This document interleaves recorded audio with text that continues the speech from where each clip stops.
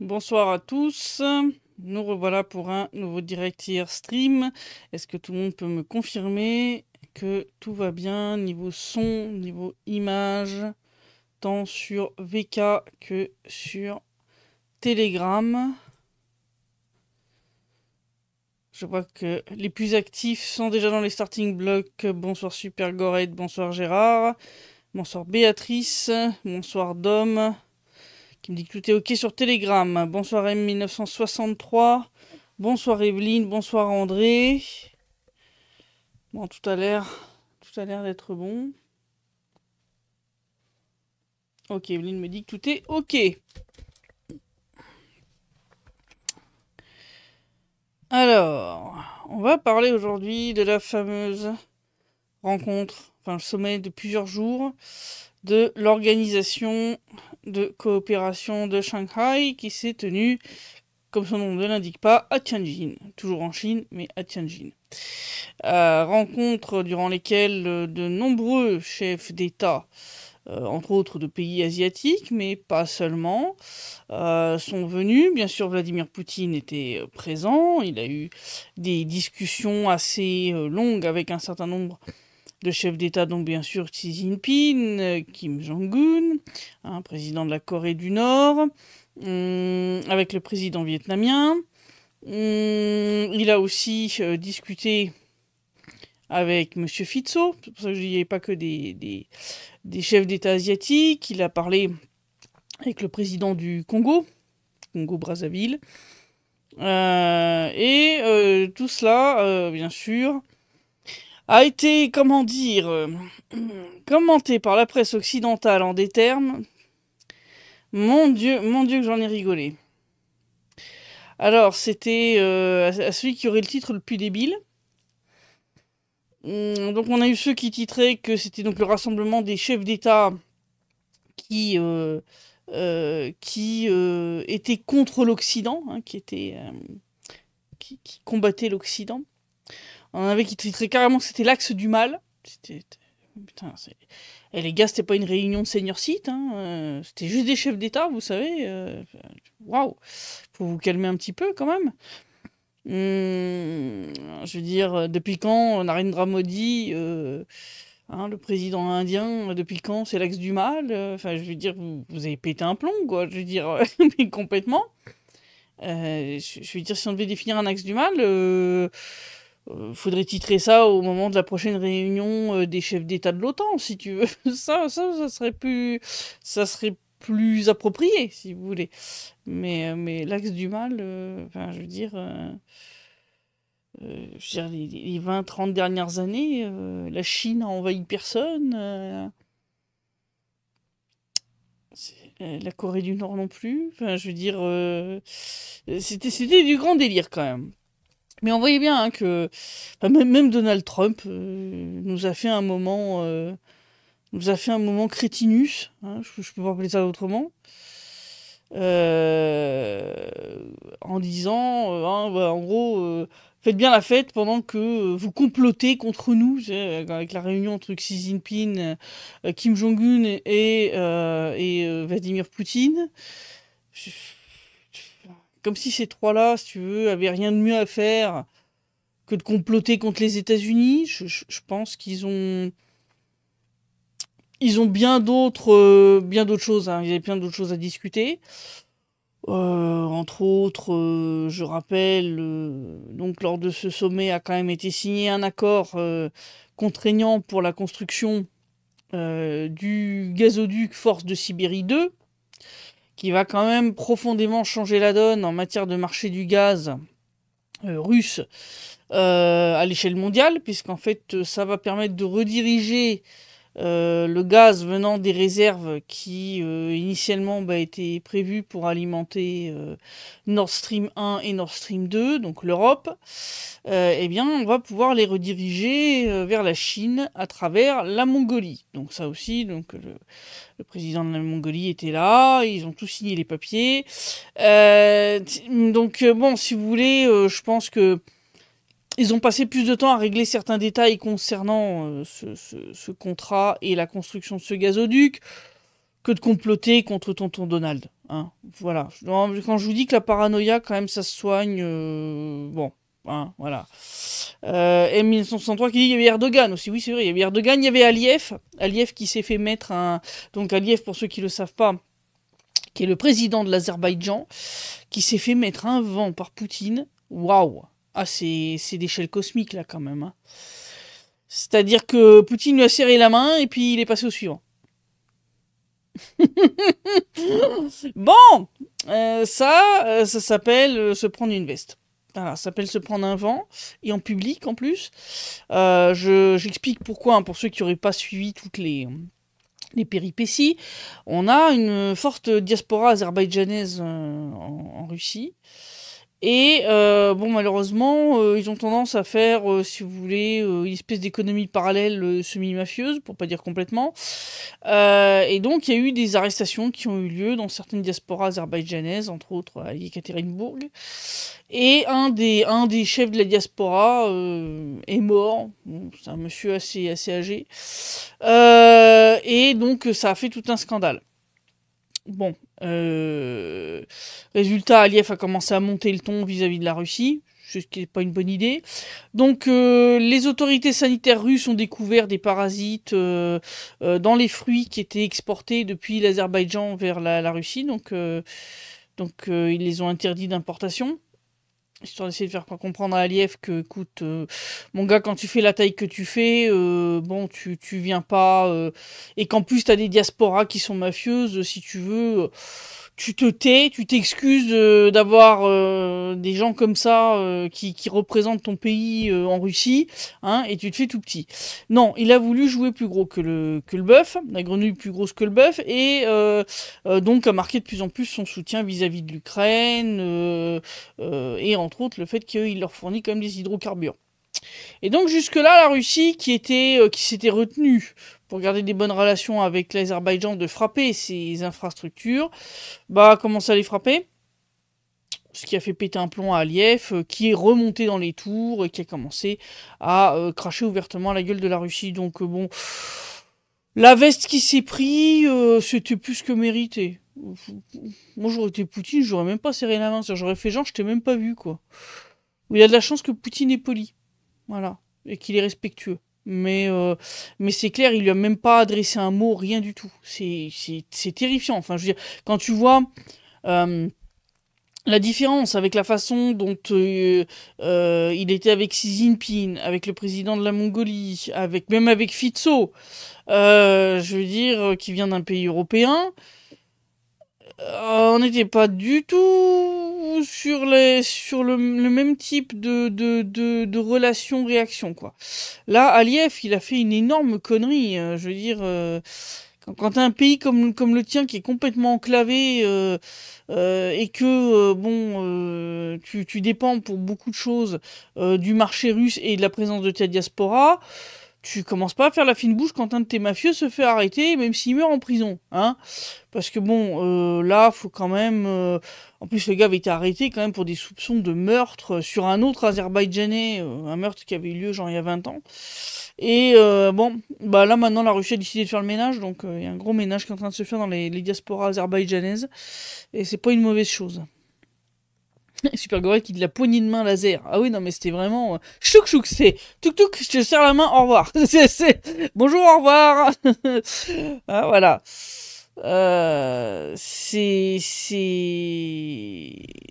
vraiment... Enfin, là-dessus, il l'a joué con. Hein. Mais il a pas compris. Hein. Il semble qu'il a pas compris ce qui s'est passé avec la Turquie quand la Turquie avait abattu un avion russe. Hein. C'était pareil. Hein. D'un seul coup, il y a des parasites dans les tomates turques. Et tous les camions de tomates turques, hop, bloqués à la frontière. Hein. Terminé. terminé. Ça a été... voilà. Non, mais c'est une méthode comme une autre, pourquoi pas? Je veux dire, l'important pour la Russie, c'est de défendre ses intérêts. Et c'est normal. N'importe quel pays doit faire ça. Voilà. 1963 qui dit Vladimir Poutine est un ogre complotiste, criminel de guerre poli. Ouais, ouais, ouais.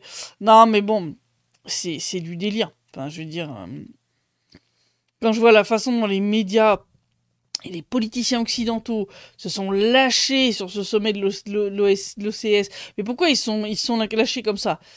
Ben parce qu'ils comprennent bien que contrairement à ce qu'ils racontent, bon déjà, la Russie n'est pas isolée, puis elle n'est pas la seule, hein. Je rappelle Kim Jong-un, hein, quand même, était au milieu de tout ce beau monde, à égal, hein, avec Xi Jinping, avec Narendra Modi, avec tous les autres. Donc si vous voulez, il a le coup l'isolation de la Corée du Nord ou l'isolation de la Russie, bah, si vous voulez, là, ils viennent de se prendre un gros coup de plomb de chevrotine dans les ailes. Et puis surtout, ils viennent de se rendre compte, enfin, il semblerait, hein, que ce sommet est l'un des grands marqueurs de la bascule du monde vers un monde multipolaire. C'est-à-dire que le monde entier, sauf l'Occident, à part Monsieur Fico, était là-bas. C'est aussi simple que ça, presque. Hein. Bon, il n'y avait pas tous les États africains, mais bon, l'Afrique était quand même représentée. Donc, je veux dire, si vous voulez, bon, là, pour le coup, le fameux récit de la communauté internationale, qui en fait se résume aux États occidentaux et affiliés, genre le Japon, vient de se prendre un gros coup de tarin dans la tête. Et en fait, ils sont en train de se rendre compte que le monde est en train de se réorganiser à vitesse grand V, de manière accélérée, sans eux. Et donc, en fait, ils sont pris de panique. Et donc, quand ils sont pris de panique, hein, c'est comme à chaque fois en Occident, quand il faut accepter une réalité déplaisante, hein, vous savez, c'est les fameuses phases du deuil. Hein, donc là, on était dans la phase du déni, voilà. Maintenant, on est dans la phase de la colère, voilà. Donc on est dans la phase, on insulte tout le monde. Je suis pas sûr que ça soit très intelligent de qualifier des chefs d'État de pays qui représentent plus de la moitié de la population mondiale d'axe du mal. Enfin, je vous dis ça comme ça. Moi, après, hein, les confrères français occidentaux de manière générale, je sais bien hein, que vous n'en avez rien à faire de ce que je vous dis, mais vous passez pour des clowns. Enfin, vous vous rendez pas compte quand même à quel point vous passez pour des crétins. L'axe du mal, allô? Comment vous pouvez qualifier la moitié de l'humanité d'axe du mal? Ah non mais réveillez-vous là un moment quand même. Hein?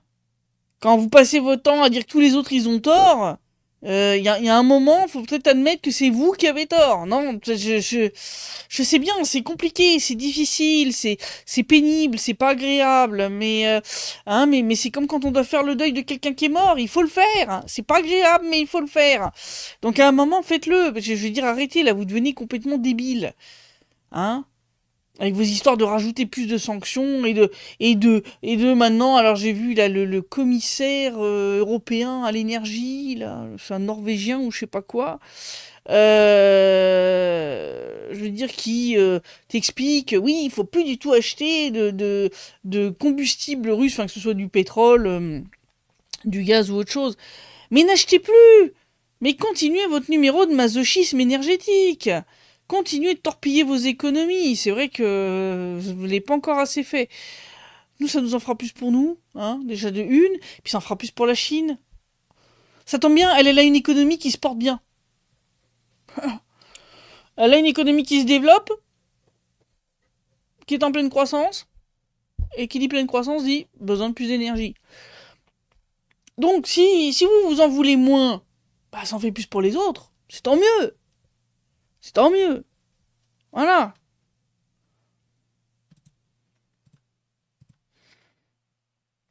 C'est...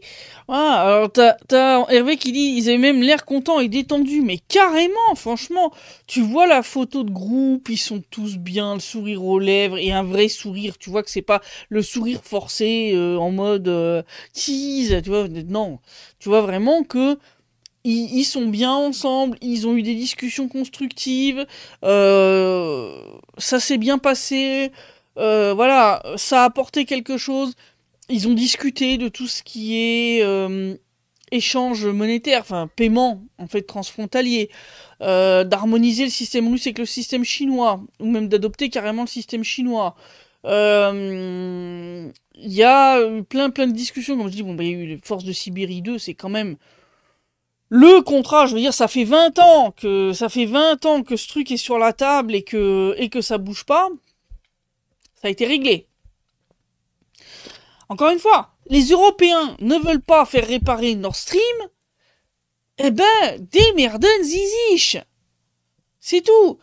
Je veux dire, quand vous pèlerez les miches en plein hiver, ou que le réseau tombera, comme ce qui s'est passé en Espagne, hein, il y a quelques mois en arrière, parce qu'en fait, c'est très bien de mettre des énergies renouvelables. Je suis d'accord que il faut sortir entre autres, par exemple, la Chine, qui dépend genre à, c'est quoi, 80% ou un truc comme ça. Son électricité, c'est du charbon. Elle brûle du charbon pour ça. C'est pas ce qu'il y a de mieux quand même pour l'atmosphère. Hein, je veux dire, je vous parle même pas du CO2, je vous parle même du reste. Hein, parce que le charbon, c'est pas que du carbone. Hein, il y a plein d'autres trucs dedans et c'est pas toujours très propre. La Chine a eu de gros problèmes de pollution atmosphérique dans ces grandes villes à cause de ça. Donc, c'est clair que basculer sur des énergies qui sont plus propres, qui sont renouvelables, il faut, mais à un moment, il faut aussi savoir raison garder.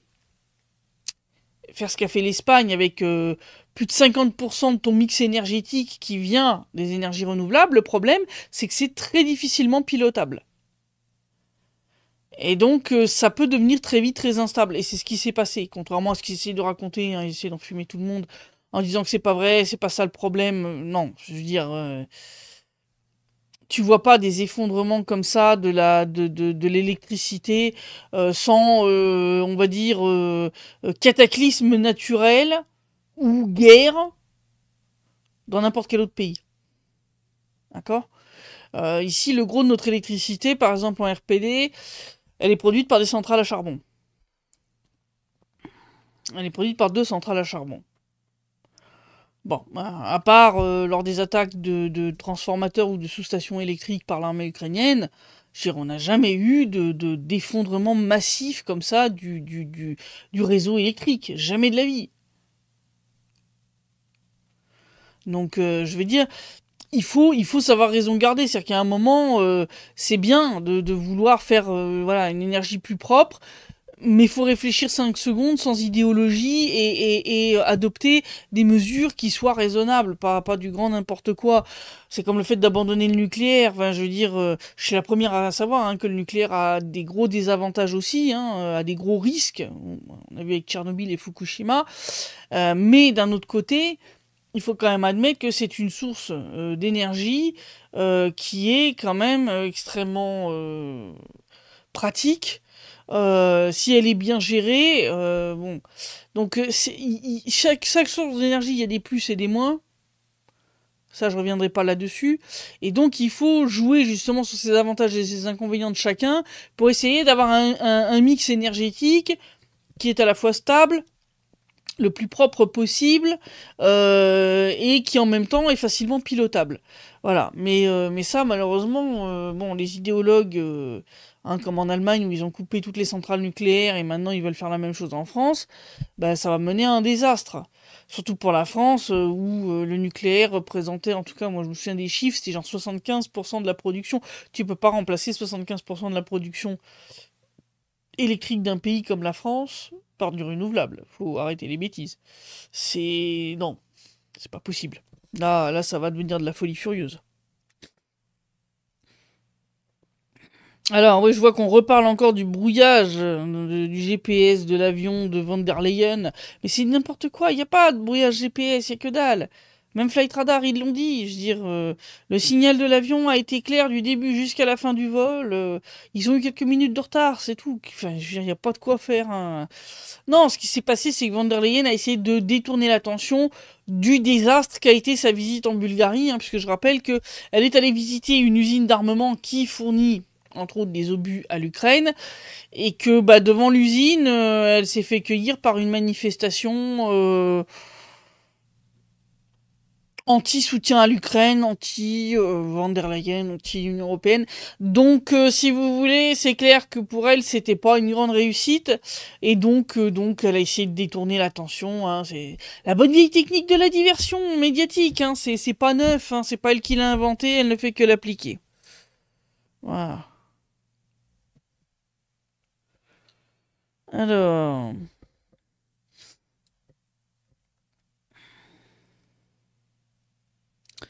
Supergod qui dit la Chine, c'est 30% de la pollution mondiale, je crois. Ben, vous imaginez, oui, je crois que c'est sur 9, plus des deux tiers, la production électrique. Quand vous voyez la taille du pays et le nombre d'habitants, vous imaginez. La quantité de térawatts qu'ils produisent chaque jour, et les deux tiers de ces térawatts, ben, c'est du charbon. C'est pas propre, hein. Il suffit de se souvenir de à quoi ressemblait Londres au 19e siècle. La révolution industrielle, avec usage massif du charbon, hein, avec le fog dégueulasse qui faisait que les gens voyaient pas le soleil pendant des semaines. Donc,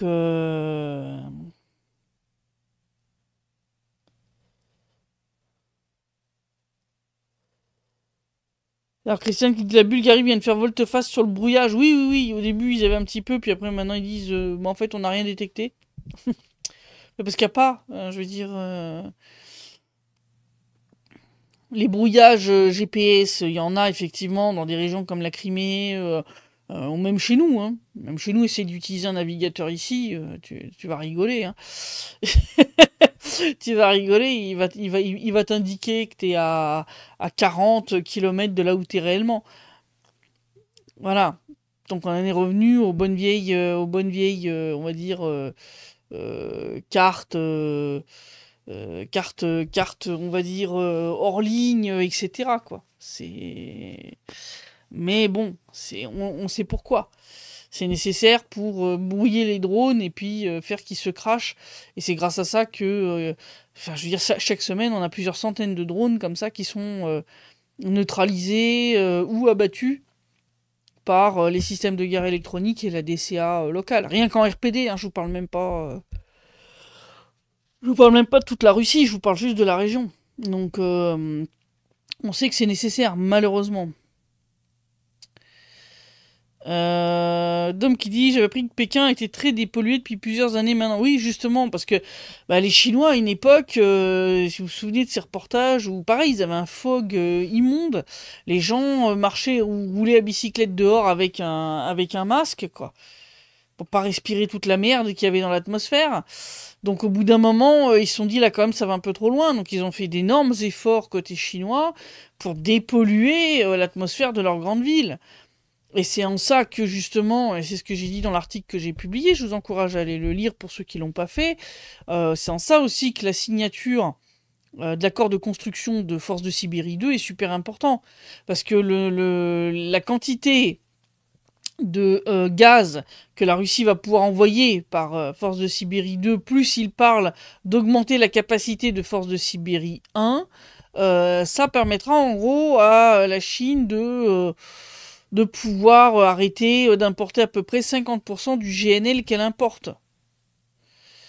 Le GNL, donc c'est le gaz liquéfié.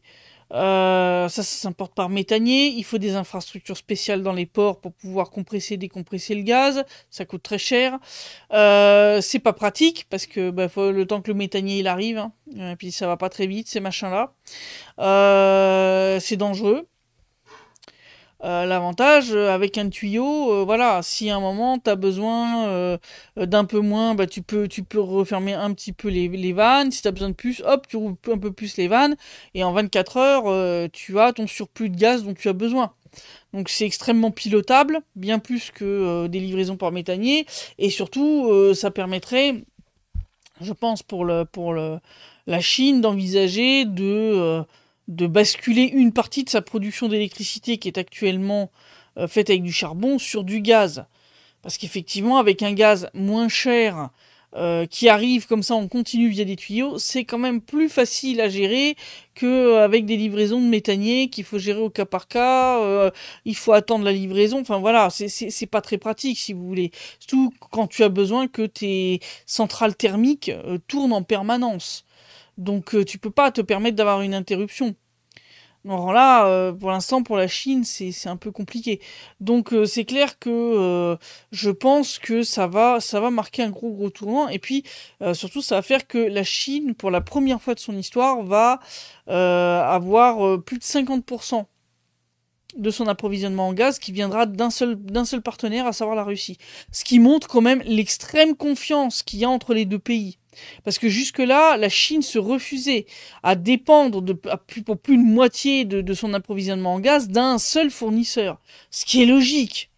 C'est extrêmement dangereux quand tu fais ça. Parce que tu deviens dépendant de ce fournisseur. Totalement. Là, le fait qu'ils acceptent ce deal-là, ça veut dire clairement que Pékin est vraiment dans une relation de confiance totale avec Moscou. Et ça, c'est effrayant pour les dirigeants occidentaux. Hein. Pour eux, c'est la catastrophe. Hein.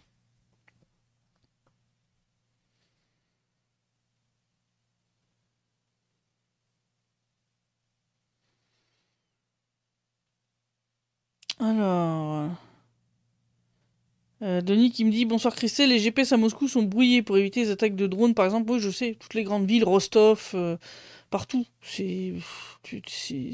Voilà.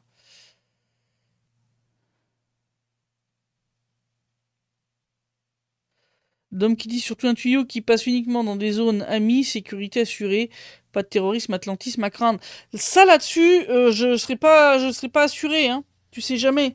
Quand tu vois comment l'Ukraine arrive à trouver en Russie des gens prêts à faire des attentats terroristes pour de l'argent, non, non, je pense carrément ce gazoduc sera mis sous très haute surveillance. C'est-à-dire, je pense qu'ils vont mettre des caméras de surveillance partout, enfin des trucs pour s'assurer que ça n'arrivera pas. Sous qu'on a eu c'est quoi? C'est un présentateur de Fox News qui a dit en gros que faudrait le faire sauter comme avec Nord Stream. Mais ça va pas la tête. Enfin, les gars, vous savez que faire ça s'appelle un acte de guerre quand même. Hein. Pour un truc pareil, si c'était prouvé que c'était les États-Unis, la Russie serait en droit de leur déclarer la guerre. On sait ce que ça voudrait dire. Ça se terminerait avec des petits champignons lumineux partout. Bon, j'ai un moment, faut arrêter les conneries quand même. Faut descendre sur Terre. Hervé qui dit Trump doit être comme un con. Bah oui, d'ailleurs, on voit ça, sa réaction absolument puérile. Sa réaction, ouais, complotez bien contre moi. Bah, qu'est-ce que c'est que cette réaction? On dirait un môme. On dirait un môme, tu sais, dont les copains ont décidé d'aller jouer ensemble sans lui, tu vois. Et donc là, il a tapé du pied et puis il a tapé sa crise. Voilà, c'est à peu près ça. Non, mais bon. Donald, allô? Quand tu menaces les gens, que tu leur mets des frais de douane monstrueux pour leur faire payer le fait qu'ils font pas ce que tu fais, mais t'attends pas ce qu'ils. Mais sois pas surpris qu'ils te tournent le dos, c'est normal. C'est. Hein? Il y a un vieux dicton, Donald, qui dit on n'attire pas les mouches avec du vinaigre. Hein? Ben oui. Pendant que t'es là en train de jouer à essayer de tordre le bras de l'Inde, de la Chine et des autres partenaires de la Russie, ben la Russie, elle leur offre des contrats de gaz pas cher, avec livraison fiable en continu via un gazoduc, construction d'un pont, la système donc de lever, semble-t-il, des visas pour les touristes entre la Russie et la Chine, c'est un pas énorme pour augmenter les échanges entre les deux pays. Je veux dire, Non, mais le monde est en train de changer sous votre nez, vous avez toujours pas compris que vous êtes en train de rater le train. C'est fini l'hégémonie occidentale, c'est terminé. Comme toutes les bonnes choses, ça a une fin. Tous les empires naissent, croissent, puis s'effondrent et meurent. Et il en est de même de l'empire américain ou occidental qu'il en a été pour l'empire britannique, pour l'empire français, pour l'empire maya, pour l'empire romain, et pour tous les autres avant. C'est comme ça, vous y changerez rien. Hein, l'empire russe, l'empire mongol, l'empire chinois, tous les empires se sont effondrés, tous. C'est une règle immuable de l'histoire. Donc, à un moment, comme je l'ai écrit il y a déjà des années, vous avez deux choix. Soit vous acceptez la réalité, vous sauvez ce qui peut l'être en prenant le train en marche, soit vous vous arc-boutez sur vos petits privilèges d'hégémon, et ça va très mal se finir pour vous. Vous allez non seulement rater le train, mais vous allez tout perdre. Voilà, c'est ça le deal. Le problème, c'est que les dirigeants occidentaux ne le comprennent pas ou ne veulent pas le comprendre. Donc je le dis, je le répète, vous avez le choix. Soit vous montez en cours de route dans le train de la multipolarisation du monde, certes vous y perdez au passage, mais vous arrivez à sauver quelques trucs. Soit vous loupez complètement le train, parce que vous vous arc-boutez sur votre hégémon, et dans ce cas-là, vous perdez tout. Le choix, il est simple. Hein. S'il n'y a pas de choix numéro 3, d'option de secours ou de je sais pas quoi. C'est terminé. C'est terminé. Et ça, il serait peut-être temps de le réaliser et d'ouvrir un petit peu les yeux, quoi.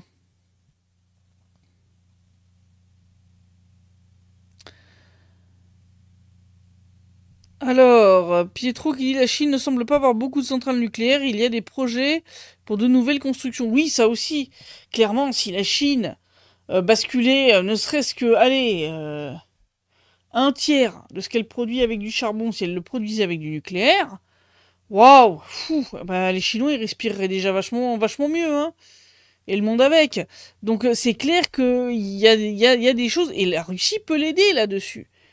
La Russie est quand même un grand spécialiste de la construction de centrales nucléaires, y compris des centrales nucléaires mobiles. Hein. Je rappelle que la Russie a construit quand même une centrale nucléaire sur un bateau. Voilà.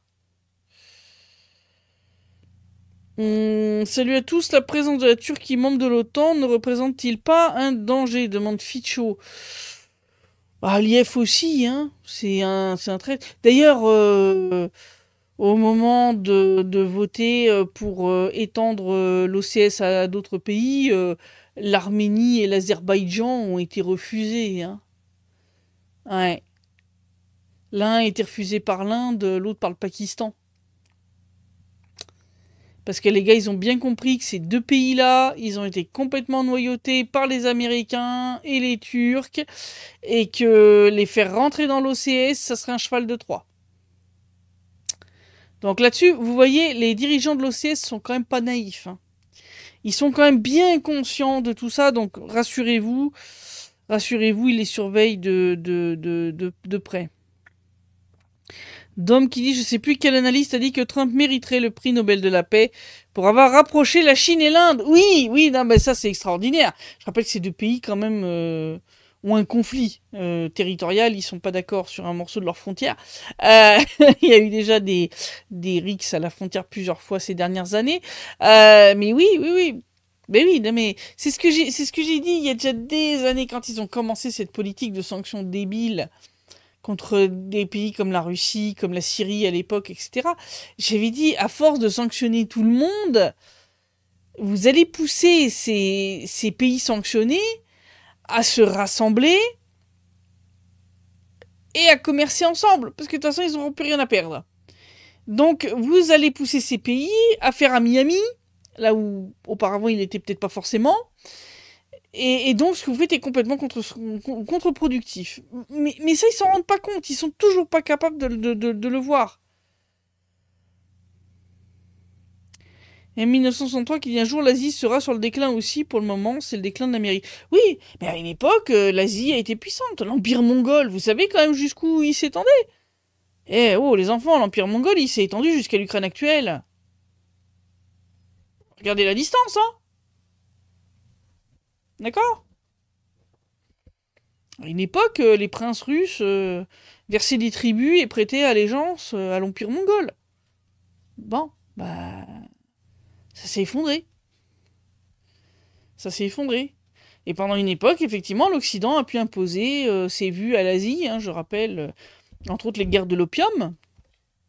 Regardez l'histoire des guerres de l'opium. Mais ça s'est terminé aussi. Vous savez, l'histoire, c'est un grand balancier. Je vous dis, hein, c'est tous les empires naissent, croissent, puis commencent à s'effondrer et meurent. Et donc, ça roule, ça tourne. C'est, voilà. On a eu l'Empire romain, puis voilà, puis qui s'est effondré. On a eu, voilà, on a eu l'Empire Inca, on a eu, voilà. Et donc, c'est comme ça. Et donc, c'est cyclique. C'est cyclique. Donc oui, aujourd'hui, et puis un jour, le pôle asiatique s'effondrera et peut-être que le pôle occidental renaîtra. C'est tout à fait logique. C'est les lois de fonctionnement du monde. Hein. Il n'y a pas de mystère. Alors, bonsoir Christina, bonsoir Peace and Love. Vous inquiétez pas, vous êtes tous pardonnés pour le retard.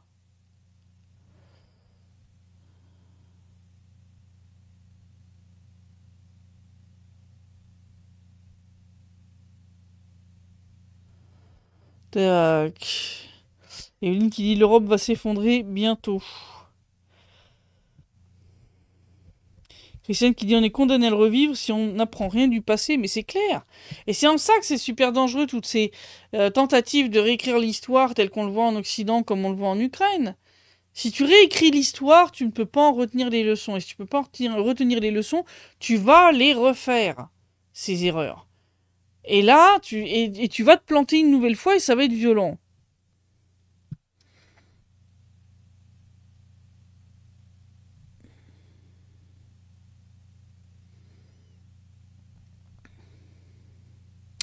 Alors, Sklee qui dit ces derniers temps, je vois passer de plus en plus d'occurrences dans les médias ou Twitter de cartes de la Novorussie de manière plus ou moins directe, en arrière-plan lors d'émissions ou d'interviews russes, des tweets d'officiels.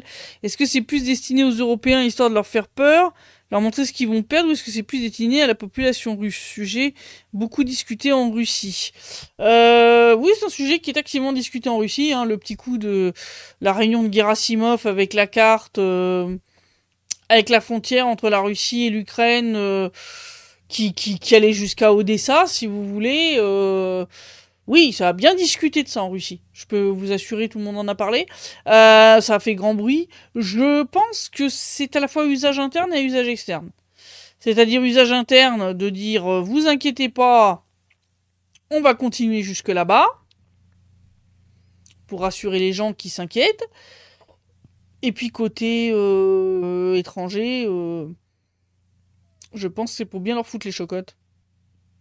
Pour bien signifier aux Européens que non, vous foutrez pas un pied à Odessa.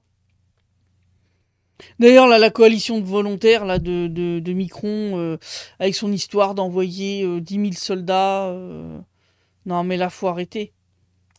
Non. De toute façon, s'il y aura un accord de paix, ça sera stipulé clairement que l'Ukraine ne peut pas admettre de troupes de l'OTAN sur son territoire. Donc ça sert à rien vos gesticulations, c'est ce que j'ai dit en commentaire pour Spoutnik et TASS, qui m'ont posé des questions sur ce que j'en pensais. Ça sert à rien de s'affoler. La Russie dira niet. Elle l'a dit très clairement, Sergei Lavrov l'a dit, Peskov l'a dit encore aujourd'hui ou hier, Poutine l'a dit. Il n'y en aura pas.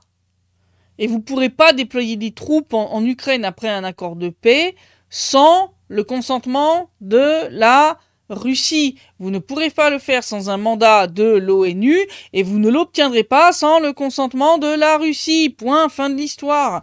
Donc ça sert à rien de faire des réunions, des PowerPoint, de discuter, de blablater, d'organiser le thé, de faire venir Zelensky et toute la clique et de faire des déclarations grandiloquentes qui font flipper tout le monde parce que les gens comprennent bien que si jamais les troupes de l'OTAN se trouvent en Ukraine, on est au bord de la Troisième Guerre mondiale, parce que dès qu'ils vont se faire buter, il y aura des tarés pour appeler à l'annihilation nucléaire mutuelle. Je veux dire, ça rime à rien. Ça ne rime à rien.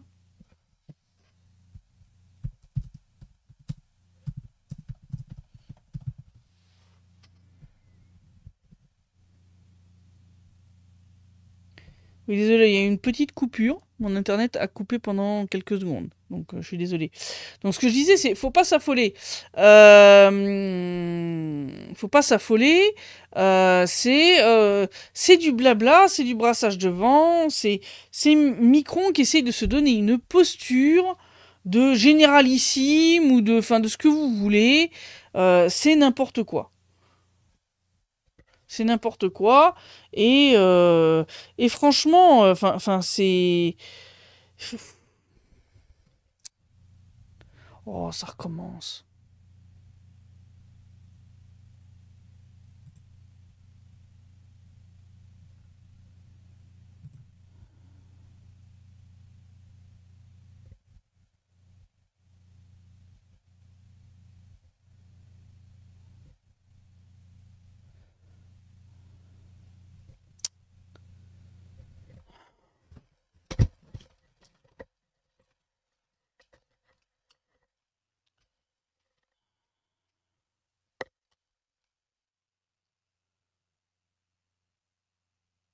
Ah ouais, désolé.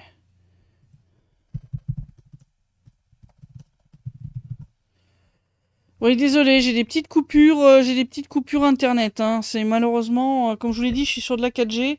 C'est pas toujours hyper stable. Habituellement, oui, mais parfois ça peut couper. Donc, désolé, ça arrive. Mea culpa. Mea culpa. Alors. Pensez-vous que Zelensky acceptera la proposition de rencontre à Moscou avec Poutine pour résoudre cette crise? Non. De toute façon, il a dit, il ira pas. Il a dit qu'il ira pas. Euh, Il a dit qu'il ira pas.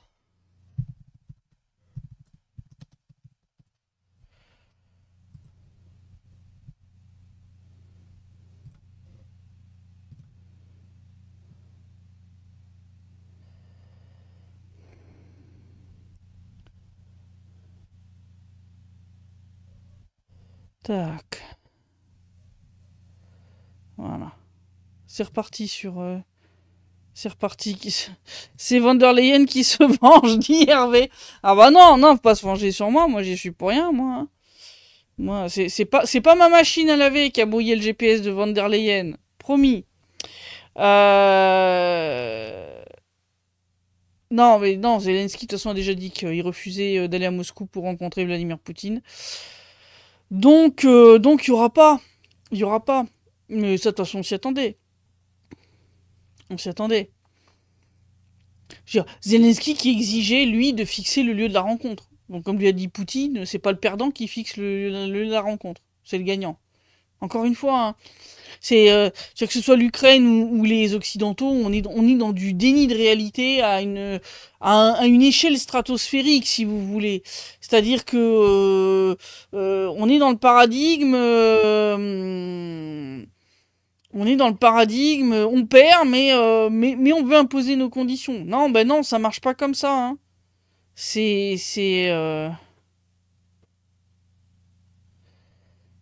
non. On n'a jamais vu ça. On n'a jamais vu la partie d'un conflit qui perd imposer ses conditions aux gagnants. Je veux dire, faut redescendre sur terre. Moi, franchement, je trouve ça inquiétant hein, quand je vois des dénis de réalité, si vous voulez, à ce niveau-là, chez des dirigeants européens. Parce que, je veux dire, si on avait vu la même chose chez le Kaiser allemand en 1918, je pense que tout le monde se serait dit, le mec, il a tourné la carte, faut l'envoyer en asile psychiatrique, si tu veux, hein. Non, de nos jours, personne s'interroge pour se dire que des gens qui sont dans un déni de réalité jusqu'à ce niveau stratosphérique dirigent des États et sont pas démis de leurs fonctions. Moi, je trouve ça flippant, hein, personnellement, hein, mais bon, après, faites ce que vous voulez, hein.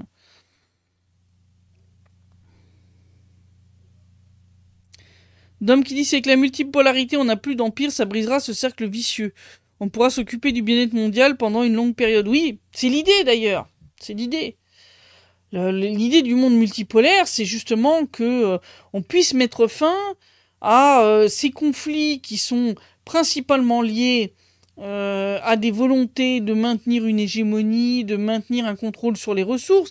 C'est ce qu'on voit d'ailleurs maintenant avec Trump qui commence à menacer le Venezuela. Enfin, je veux dire, soi-disant pour des histoires de trafic de drogue ou je sais, mais c'est n'importe quoi, hein, qui s'occupe de ces problèmes de fentanyl pour commencer. Il parlera des trafics de drogue chez les autres pays après, hein. Non, mais c'est vraiment n'importe quoi. Les guerres en Irak, en Afghanistan, en Syrie, en Libye, tout ça, ça a été des guerres pour maintenir une hégémonie, pour maintenir le pétrodollar. Hein, je rappelle, Saddam Hussein voulait vendre son pétrole en une autre monnaie que le dollar. Kadhafi qui voulait lui aussi faire une monnaie adossée à l'or. Hein, hop, d'un seul coup, ils sont devenus l'axe du mal et puis, hop, ni vu ni connu, disparu. Bon, je veux dire, c'est clair. L'Afghanistan, je veux dire, moi-même, avant qu'il se lance dans l'opération en Afghanistan, je savais très bien que c'était une guerre de ressources. Je savais très bien que c'était une putain de guerre de ressources. Oh, ça saute encore.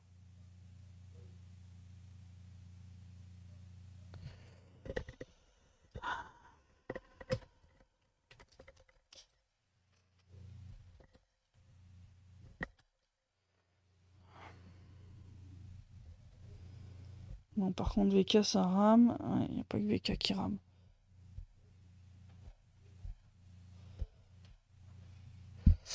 Ouais, désolé, ça a encore recoupé. Ah, désolé, ce soir, c'est la cata. Hein. Franchement, c'est assez pénible. Très sincèrement. Donc, vraiment désolé, hein, c'est comme ça. Bon. Euh, Alors, quel est le niveau actuel d'engagement de volontaires dans l'armée russe? Oh, bah, d'après les chiffres qu'on a, c'est plusieurs dizaines de milliers par mois qui s'engagent. Enfin, en tout cas, des chiffres assez importants, ouais. C'est... on ne fait pas de mobilisation, on n'a plus refait de mobilisation concernant l'opération spéciale après celle de 2022. Donc, Super Gorette qui dit qu'elle croit que je dois éteindre ma machine à laver. Elle est éteinte. Elle est éteinte. Non, non, tout va bien. Non, c'est vraiment là-dessus la Russie ne compte que sur les volontaires. Et là-dessus, ils suffisent largement à permettre soit de compenser les pertes, soit de permettre aussi de démobiliser. On a démobilisé, entre autres, plein de gens qui avaient été mobilisés ici, par exemple en RPD en 2022, les étudiants, par exemple. On a même mobilisé les musiciens de l'orchestre philharmonique. Bon, on les a démobilisés aussi dès qu'on a pu, ce genre de choses, vous voyez. Donc, on a eu des collègues journalistes aussi qui ont été mobilisés. J'ai des confrères journalistes qui ont été mobilisés. Donc, les volontaires, au fur et à mesure, ça permet que, bah voilà, ceux qui arrivent au bout de leur contrat puissent être remplacés, ceux qui arrivent aussi entre guillemets à l'âge de la retraite, hein, ceux qui deviennent trop vieux, etc., etc. Donc, ça permet de compenser largement. Donc, pour l'instant, on n'a pas besoin d'une nouvelle mobilisation, et c'est en ça que vous voyez que les annonces tonitruantes de Mister Macron, comme quoi, soi-disant, la Russie aurait perdu 1 million de soldats, ça tient pas la route. C'est quasiment la taille de l'armée russe au complet. Vous vous rendez compte un peu du chiffre? Ça voudrait dire qu'il y aurait plus de soldats sur le front. Dans ce cas-là, comment on fait pour avancer comme à Kupiansk? Là, on est en train de bien avancer à Kupiansk. Là, ils sont dans la mouise, hein, là, côté ukrainien à Kupiansk. Nos gars avancent bien. On avance aussi vers Pokrovsk. On avance en direction de Zaporozhye. On avance en direction de Konstantinovka. On avance en direction de Seversk. Donc, qui avance, en fait, si soi-disant on a 1 million de morts, c'est-à-dire si toute l'armée russe est morte? Ça n'a pas de sens. Ça n'a strictement aucun sens de sortir des trucs pareils, c'est complètement délirant. Alors... Quelqu'un qui dit Trump veut s'emparer du pétrole vénézuélien. Bah bien sûr. Bien sûr. Hein, c'est pas pour des histoires de trafic de drogue. Ça, c'est comme les armes de destruction massive de Saddam Hussein. Hein, ça s'appelle un prétexte. Voilà, voilà, voilà, voilà.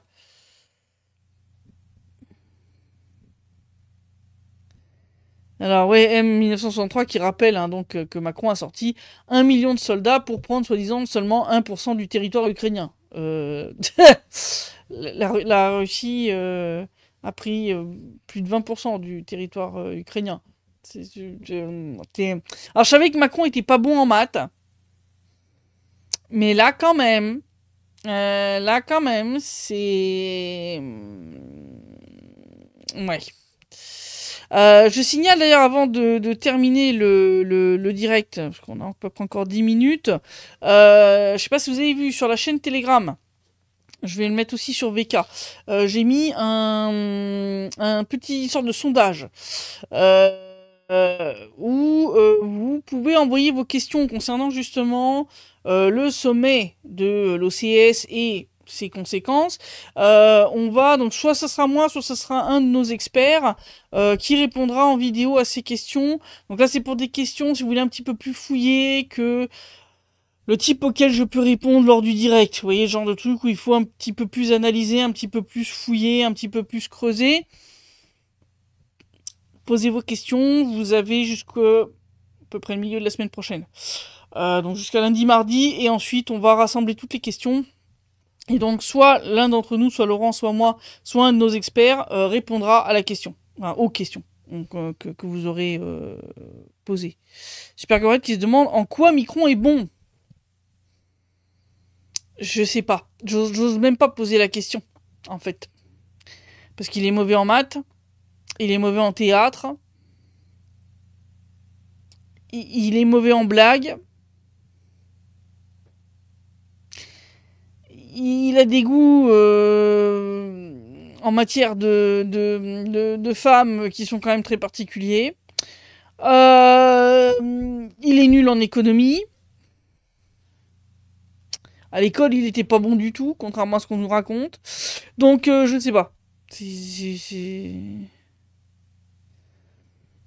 Pietro qui dit, comme dit la télé française, sur 150 000 soldats russes envoyés au front, 895 000 sont morts. Oui, non, mais... C'est à peu près ce genre de délire, quoi. Il y a un problème, les gars. Hein, je veux dire... Mathématiquement, ça colle pas. Ça colle pas du tout. Je rappelle que l'armée russe n'a fait que grossir depuis le début de l'opération spéciale. C'est-à-dire qu'elle était qu'à peu près 1 million avant, on est maintenant 1,3 million, 1,4 million. Bon, il y a des volontaires qui s'engagent, mais on n'est pas... on n'est pas à des niveaux non plus... voilà, je veux dire... non, là, c'est du délire. C'est du délire. Pépé qui dit c'est le Mozart de la symphonie pathétique. Ah, j'aime beaucoup. Oh, je vais la retenir celle-là. Le Mozart de la symphonie pathétique. Super Gorette qui dit qu'il est même mauvais en mensonge. Mais oui, c'est ce que je dis, il est mauvais en théâtre. C'est un mauvais acteur. Très mauvais. Franchement, il est nul.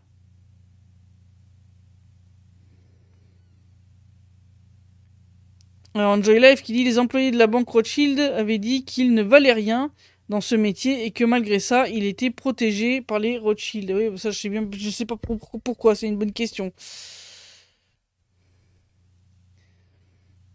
Si ça se trouve, Macron a intégré que le Donbass fait partie constitutionnellement de la Russie, du coup les Russes ont effectivement 1% du territoire ukrainien. Ah, Ah, peut-être qu'ils comptent Donbass, Zaporozhye, Kherson comme faisant partie de la Fédération de Russie. Ouais, ouais, dans ce cas-là, ouais, si tu comptes la partie en région de Soumy et en région de Kharkov, ouais, ça peut le faire, 1%. Ah, il nous a caché des trucs, Micron. Tiens, lol. Oh là là, non, mais non, mais il est pitoyable. Enfin, voilà. Jojo qui dit que Micron est un mauvais tout court et surtout court sur pattes. Denis qui dit il est bon en déguisement, il nous a tout fait. Ah oui, c'est vrai, c'est vrai, c'est vrai. Il vous avait fait Micron Top Gun, il vous avait fait Micron Pompier. Qu'est-ce qu'il vous avait fait encore? Je me souviens plus de tous les costumes qu'il avait, les déguisements qu'il avait enfilés.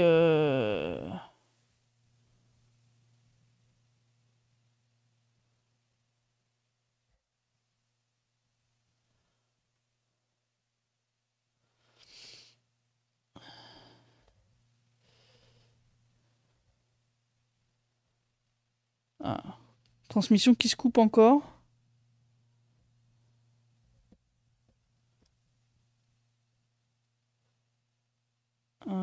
Ça recoupe. Bon, il semble que ma connexion veut pas rester stable. Il semble que ma connexion veut pas rester stable. Je suis désolé.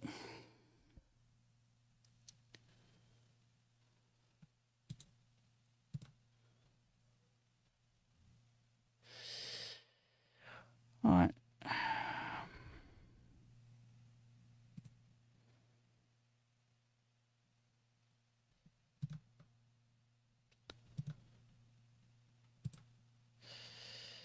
Tac. Ah, le son est revenu. Pouvez-vous m'expliquer les actions des USA d'une part, il semble soutenir les Européens et d'autre part, paraît soutenir les idées de Poutine. Mais en fait, Trump, c'est ce que j'ai déjà expliqué en fait. Il veut jeter le bébé ukrainien, refiler la patate chaude aux Européens. D'ailleurs, c'est ce qu'il a dit, hein. Il va arrêter de financer. Enfin, les États-Unis vont arrêter de financer la défense des pays d'Europe de l'Est qui sont frontaliers avec la Russie. Et il a dit, maintenant, c'est aux Européens de payer. Démerdez-vous. C'est ça le truc, c'est qu'en fait, il est en train de tailler dans les budgets. C'est d'ailleurs là qu'on voit un grand parallèle avec ce qui s'est passé avec l'Empire romain. L'Empire romain, sur la fin, n'arrivait plus à payer les soldats pour protéger l'Imès, les frontières de l'Empire. Et donc, ça a commencé à devenir une vraie passoire. Et petit à petit, donc, il a rapatrié comme ça ses forces de sécurité sur le centre. Et donc, au fur et à mesure, bah, il a perdu le contrôle sur des territoires qui sont maintenant en Allemagne, puis après, ce qui est maintenant la France. Et puis, ça s'est recentré autour de Rome. Parce qu'ils arrivaient plus. Ils arrivaient plus, voilà. Ils arrivaient plus à gérer. Mais et ben là, c'est pareil. C'est-à-dire que Trump se rend bien compte que d'un côté, faut faire des coupes budgétaires. Bon, de l'autre, il vote le Beautiful Bill qui est complètement délirant. Mais il comprend bien qu'il faut couper quelque part. Et donc, il a décidé de refiler le bébé aux Européens. C'est-à-dire, il va pas du tout dans le sens des Européens. Il leur dit maintenant, vous allez raquer. Voilà, c'est fini que les États-Unis payent à votre place pour votre sécurité. Si vous voulez assurer votre sécurité, vous payez. Voilà, c'est aussi simple que ça. C'est tout.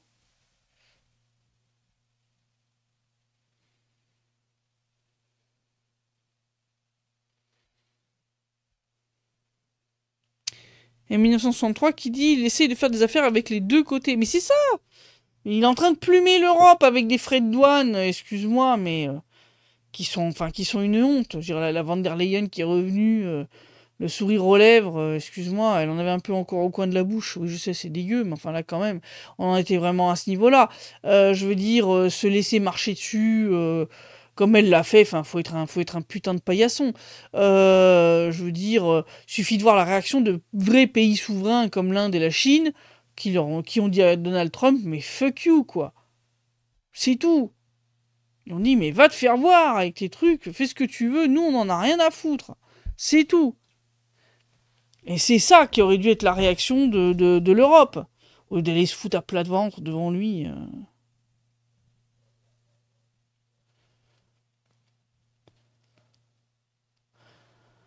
Denise qui demande, est-ce que c'est vrai, Christelle, que Zelensky a encore reçu des milliards de l'UE? Mais oui, mais il va continuer à en recevoir.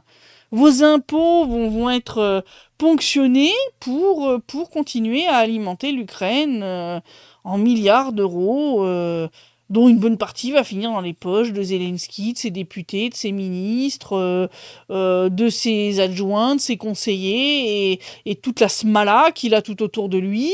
Voilà, c'est... Oui, je vous ai dit, il est temps de réclamer des comptes à Micron Premier et à toute la clique qui vous dirige. Parce que sinon, ils vont vous faire les poches, ils vont vous essorer comme des citrons jusqu'à la dernière goutte pour jeter cet argent dans le tonneau des Danaïdes qu'est l'Ukraine. Donc à un moment, réagissez. À un moment, réagissez et dites-leur, mais ça suffit. Parce qu'ils vont... la décrépitude que vous voyez en France et dans d'autres pays européens, des services de soins, des écoles, des routes, des infrastructures, des services publics, ça va s'aggraver. D'accord? Ils vont vous retirer vos jours fériés un par un. Ils vont vous dépouiller autant que faire se peut. Et puis voilà. Donc à un moment, je veux dire, il n'y a que vous qui puissiez arrêter ce massacre. Il n'y a pas 36 000 solutions. Voilà. Fichou qui dit, la bonne nouvelle de la semaine, c'est la mort du néo-nazi Paroubi. Je ne sais pas quoi, désolé pour son nom. Oui, c'est ça, Paroubi. Andriy Paroubi. Ah, ça c'est clair. Bon, j'aurais préféré qu'il soit jugé quand même, parce que je pense qu'il devait avoir des informations très intéressantes sur l'implication d'un certain nombre de salopards dans le massacre du Maïdan, dans le massacre d'Odessa, dans les crimes de guerre dans le Donbass. Et moi, j'aurais préféré qu'il puisse témoigner, si vous voyez ce que je veux dire. Voilà, voilà.